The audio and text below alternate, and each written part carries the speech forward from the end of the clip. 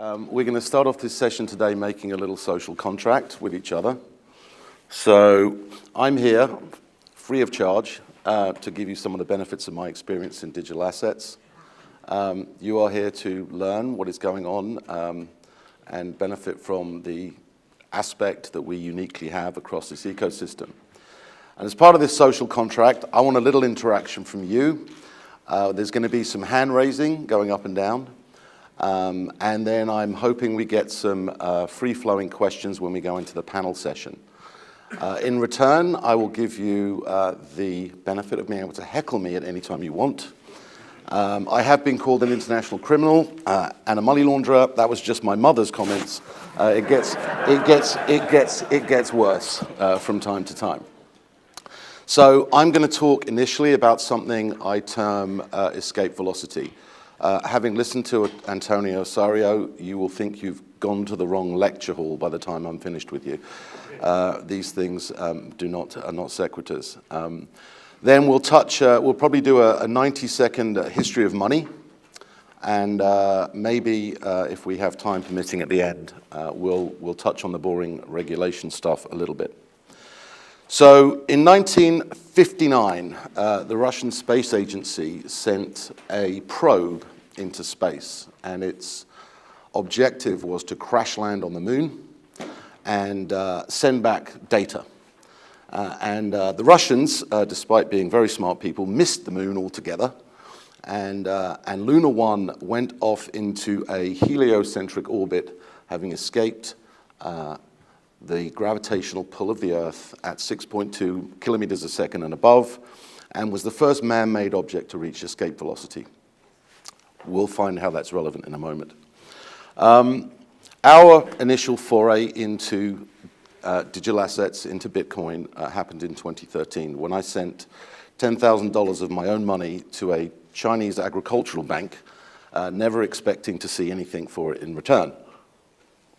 But what I got back after a transaction on a Japanese exchange, which subsequently went bankrupt, was my first Bitcoin.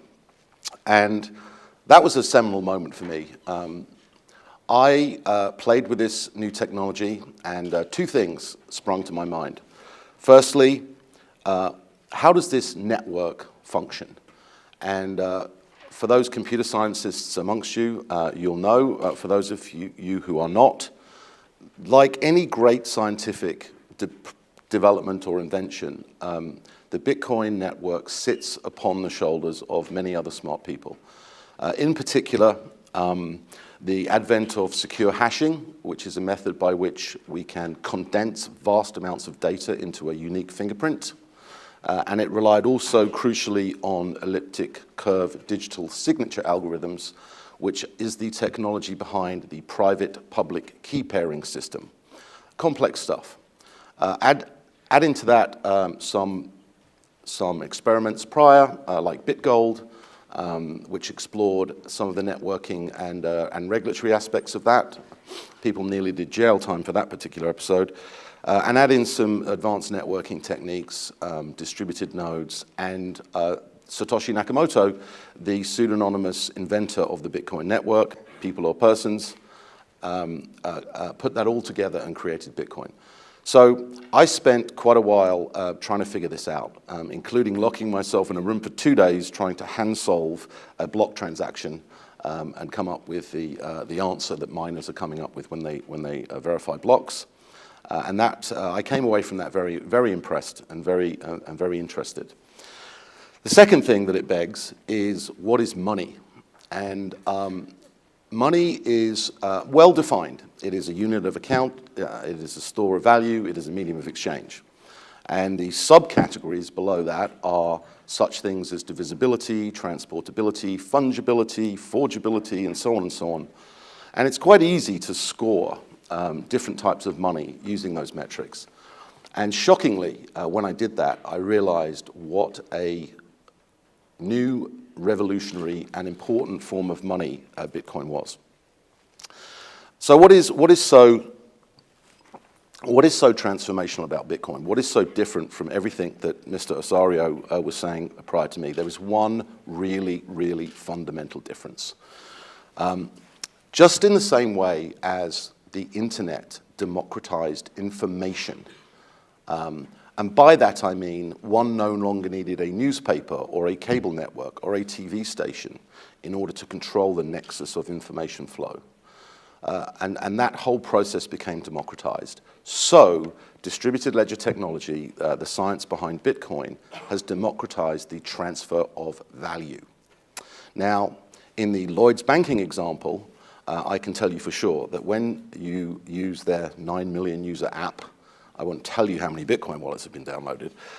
When you use that app, you're not doing a transaction. You're sending instructions to Lloyd's walled garden in order for them to move some money from their ledger to somebody else's ledger. That is not a transaction. Not only that, that transaction will only support currency. It won't support identity. It won't support provenance. It won't support, a whole bunch of other things that you can actually put on a distributed ledger system. So, and it is this native transfer of value that can now happen peer-to-peer and trustlessly across the internet in all these different categories that make Bitcoin so revolutionary and all the technology around it so important. So now let me go on a little bit on where we are in this ecosystem, and it'll probably be surprising to some people quite how extensive activity is. I can tell you for sure that the mainstream press is particularly poor at covering this subject, and it is difficult to come up with a holistic view of what is going on. So, as I mentioned, we started with our initial purchase of Bitcoin. The second thing we did was we launched Global Advisors Bitcoin Investment Fund, PLC. That was the first ever regulated Bitcoin investment structure in the world. Now, we did that for a very specific reason. We realized that Bitcoin was coming from a dark place because the first people that put Bitcoin to use were criminals, as is often the case with new technologies. There was a time when people thought the internet was only good for distributing porn. There was a time when people thought there was no way you could put a financial transaction on the internet. There was a time when people thought if everyone put their financial transactions on the internet, it would blow up and it wouldn't be able to have the capacity to do this. So there you go. We did this fund, and we did it because we wanted to take out the regulatory risk. And we wanted to show investors that we could put a risky asset in which they were taking a lot of financial risk into a structure which at least they wouldn't worry about. That meant visibility, it meant KPMG doing the audit, it meant regulated fund administrators, regulated fund managers, and all of the bells and whistles that go with a fully regulated fund. We did that, and then we went to all of the UK commercial banks and all of the banks to whom they have granted banking licenses which rely on the UK clearing banks, and nobody would give us a bank account. So this was tough sledding, and we went for the next couple of years, and nobody really cared. But we plugged along, and then something interesting happened. Along came Ethereum, and Ethereum was the second major, well-known digital asset, a network, different blockchain altogether. And it all of a sudden became apparent that blockchain, in its two forms, was doing two completely different things. In the case of Bitcoin, we were disrupting the function of gold and money. In Ethereum, we were disrupting the function of a stock market. And so there we were in Bitcoin, sort of waiting for a killer app, as they used to call it. Is Amazon going to take Bitcoin? Is Walmart going to take Bitcoin? But really, the first truly commercial app for a distributed ledger was Ethereum, because Ethereum enabled companies to do initial coin offerings. Initial coin offerings are many things. Let's call it pseudo-debt, pseudo-equity, or some kind of utility, some sort of paid API access to a often unbuilt system. And during that period, not only did the Ethereum network do a very successful initial coin offering, but many, many companies started to issue these instruments. And I think we tallied about $7 billion of that last year, which of course then mushroomed with the price of the underlying subscription, Ethereum and Bitcoin. And so billions of dollars of things were bought over Ethereum. And this combined with Bitcoin really started to sort of engineer the way forward. We ourselves, in fact, the proudest thing we did, I think, in our history was we took two very talented people. We've taken 7, I believe now, but 2 very talented people from Imperial College. And at the ages of 23 and 24, we incubated them. They guided us through the Ethereum network. They guided us through some of the concepts around ICOs. We added our marketing ability, our corporate structure, our fiduciary experience, our back office, and so on. And we put together Aventus Systems. We're 18 months down the road, not even, from the initial coin offering, and I would tell you that company's worth $50 million. And it's going to be a groundbreaking technology for the ticketing and event management business. Really amazing stuff. What we also did was we launched, on the back of our previous regulatory history, on the back of the regulated Bitcoin fund we did, we launched XBT Provider. And XBT Provider was a bridge, and it offered Bitcoin and Ethereum exposure to people on NASDAQ. People on NASDAQ who had pension funds or registered investment advisors or hedge funds. And we enabled them to get exposure on a one-for-one basis at a low cost into cryptocurrency without actually having to open wallets and deal with exchanges and worry about custody. And that was a transformational moment for us as well. So really, that history goes Bitcoin and Ethereum, initial coin offerings, exchange-traded products. And that's where we've really pioneered. And our assets peaked around 1.6 billion last year. And when I think we went for the first 3 years, probably less than 10 million, that was quite something. And so, what does this mean for the bigger ecosystem? So what is going on now is, I look at this whole space and I see a whole bunch of different things happening. First of all, there are a lot of Ethereum millionaires in the world. Ethereum was a few cents a few years ago and hit $1,000 last year. And what is that leading to? That is leading to a tremendous wealth effect in the digital financial services industry.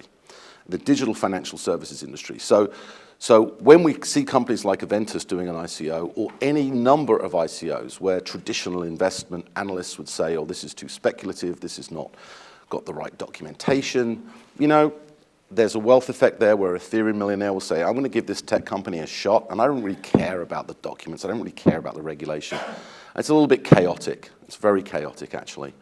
But that wealth effect drives a lot of the underlying investment across the Ethereum network and is now a significant powerhouse for young tech companies.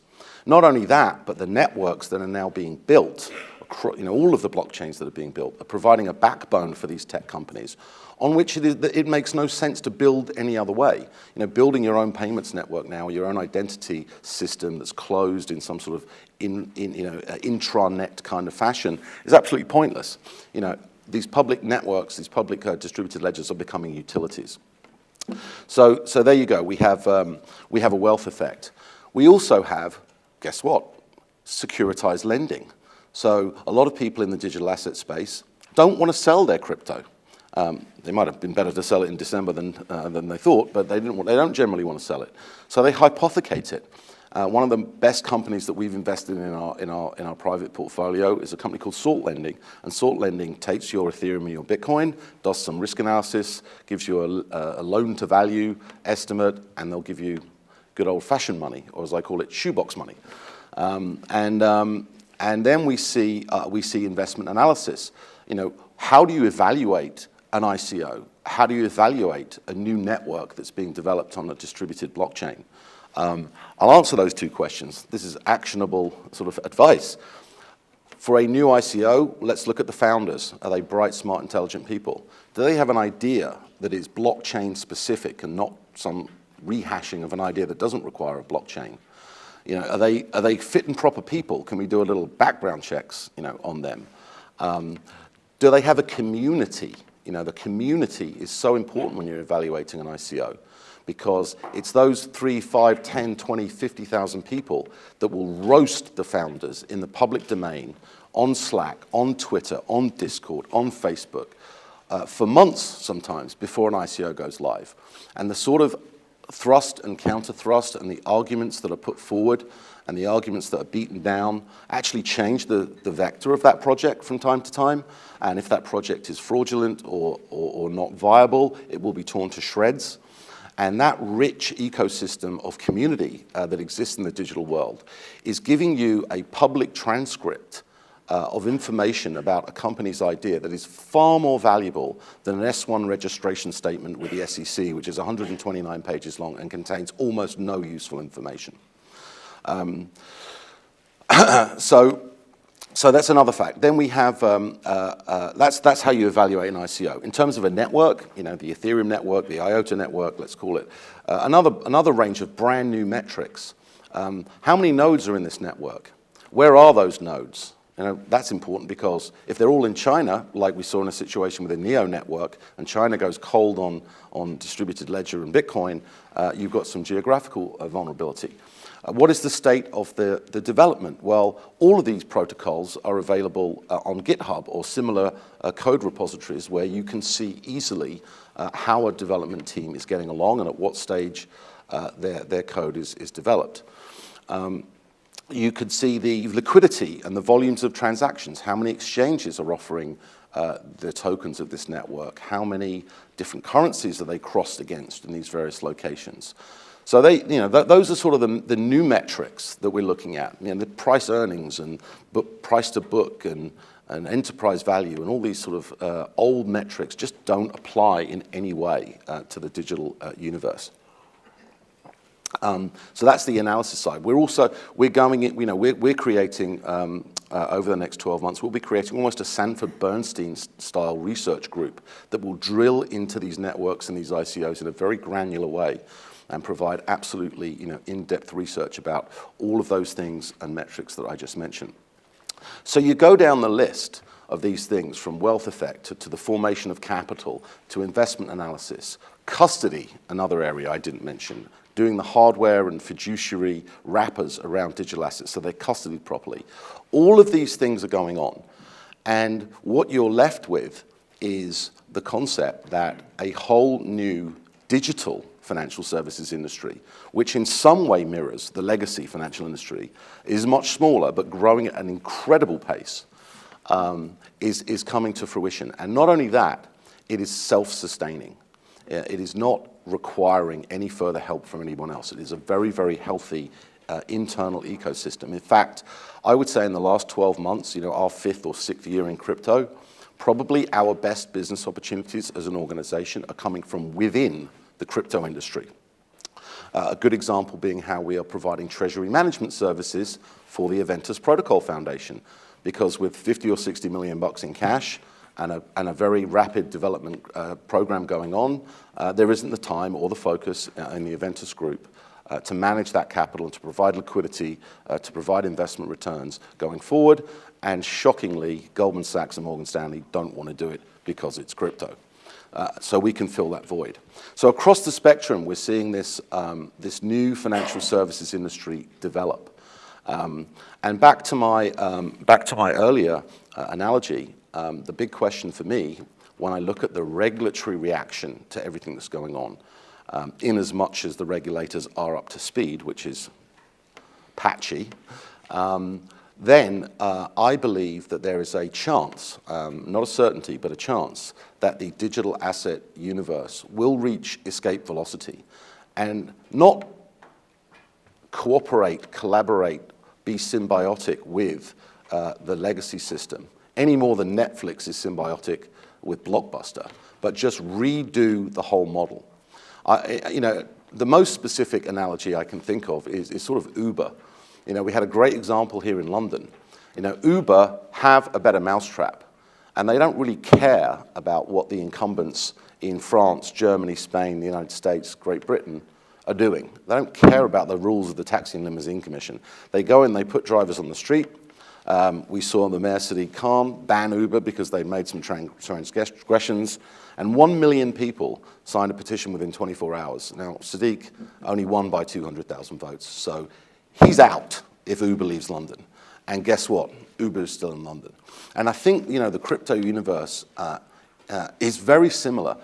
There is a tremendous grassroots infrastructure that's building and support that's building. A friend of mine, Nejit Kojak, who just sold his Bitstamp exchange for $500 million yesterday, has a list of 600,000 people waiting to clear their KYC with his exchange. And so that's where the grassroots activity is coming from. These are the Uber users. At the other end of the spectrum, you can pretty much say that the older, whiter, richer, and more connected with the banking system you are, the more you hate Bitcoin. And yet it's those people that drive government policy to a large extent, that drive the press to a large extent. And so that whole system is kind of upside down in an Uber-type way. So that's where I say, I wonder, I'm not sure whether we will reach that escape velocity. There are just a couple of sidebars before I wind up here. One is on a question I often get, and I think it's worth touching on. There are 1,400 cryptocurrencies. So in a 1,400 cryptocurrency world, do we need them? Are they valuable? What do they do? The way to think about this is, we mentioned Bitcoin and Ethereum. We could mention Neo and IOTA and Tezos and various other networks that all have some specific use case, some niche. If they don't, they're not relevant. Underneath those, you have subclasses. The two most obvious ones are Litecoin, which sits below Bitcoin. What is Litecoin? Litecoin is the cheap version of Bitcoin. When you want to travel on the Bitcoin network and fees are very high because transaction volumes are very high, there's a B road or a slip road. It's called Litecoin. And Litecoin doesn't have much traffic on it. So that's what happens when Bitcoin overflows. The same with Ethereum. We have Ethereum Classic. So you have some horizontals, the main blockchains, and you have some verticals that go below that. Anyone that doesn't fit on the horizontal or the vertical and have relevance won't exist in a few years. There's going to be a huge rate of failure amongst these crypto assets.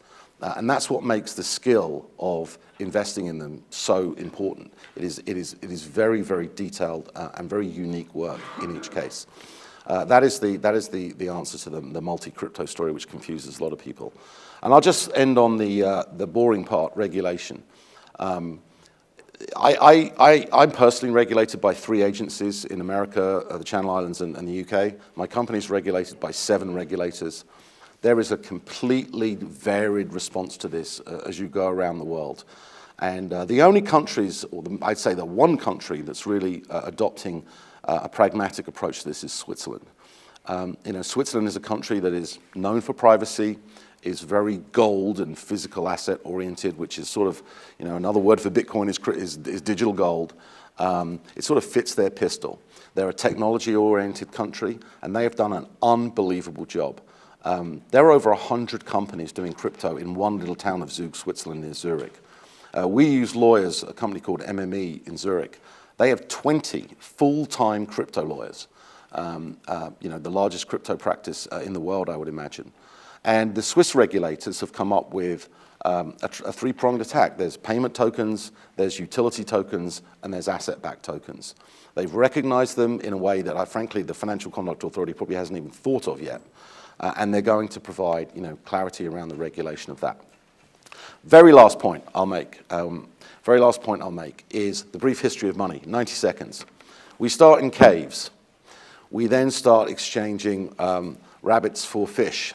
Then we realize the rabbits and the fish don't come along at the same time, so we exchange little rocks. And we go from rocks are a little bit too ubiquitous, so then we take some emeralds and some minerals. And they don't really work either because they're all sort of different sizes and shapes.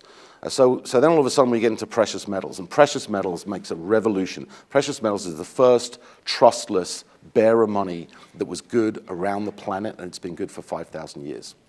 Sometime around the Second World War, we realized that we need to stimulate economies, and gold isn't divisible enough, and gold isn't transportable enough. So what we're going to do is we're going to issue tokens that represent gold. They're called dollars and pounds. And we represent all of our gold holdings with dollars and pounds. Fast forward to 1971, the Nixon administration says, I've got a great idea, let's sell all the gold. So they sell all the gold. And now we're just left with tokens. And then somewhere between, Bush and Obama, or somewhere in that kind of bracket, the central banks around the world decide, well, having sold all the gold and been left with just the tokens, let's triple the supply of tokens. And let's do that. So that happens. And shortly after that, along comes Bitcoin. Bitcoin, a peer-to-peer, trustless, distributed, immutable ledger where I can transact directly with you and no one can stop me and no one can multiply that money supply anymore. Bitcoin. What comes after Bitcoin is potentially asset-backed coin. So what happens when you then back Bitcoin by gold? When you back Bitcoin by gold, if you can square that circle, you have asset-backed money. You have gold standard 2.0.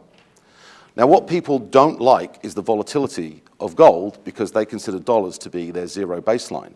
What Bitcoin has shown us is when you have a 250% vol environment and yet you're still prepared to hold Bitcoin, gold and dollars have pretty much the same vol. It's 0 and 10 versus 200. It's indistinguishable.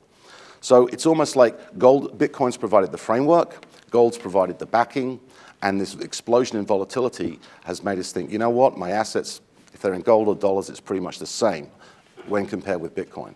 The final step, this hasn't happened yet, I think it may happen, is we may go to a system where there is gold coin, oil coin, copper coin, real estate coin, and timber coin, and on down the list. And that portfolio of coins will actually represent your net worth. And you will spend those portfolio of coins on your phone in exactly the same way as you currently spend Bitcoin. And that will be an asset-backed world where money will have been fully transformed into a completely new vehicle that we know today. Thank you very much.